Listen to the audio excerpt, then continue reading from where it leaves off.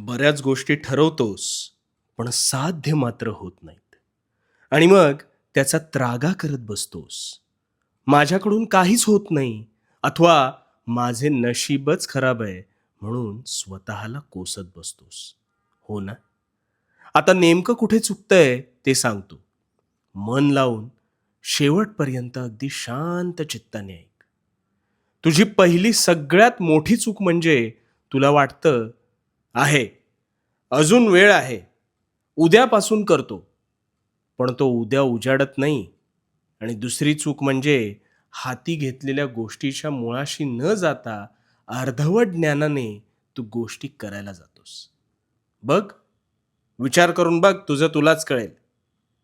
अरे नेहमी लक्षात ठेव, भरलेली घागर कधीच आवाज करत नाही.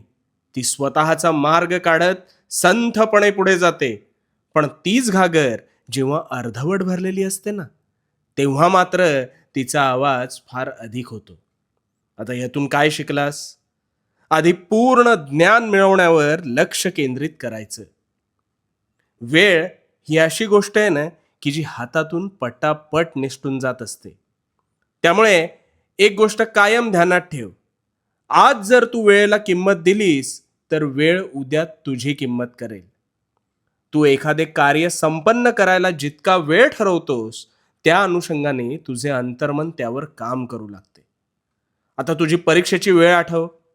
त्यावेळेला तुला ठाऊक होतं, की उद्या आपल्याला कसोटीला पात्र ठरायचंय. म्हणून अगदी 2-2 दिवस लागणारे धडे तू उद्या परीक्षा म्हणून काही तासात करायचास. का सांग? कारण तुला वेळ मर्यादा ठाऊक होती आणि अमुक एक वेळेतच हे करायला हवं हे डोक्यात होतं म्हणून. याचाच अर्थ काय? तू एखादे कार्य करायला जितका वेळ ठरवतोस, तितक्या वेळेनुसार तुझे अंतर्मन त्यावर काम करू लागतं.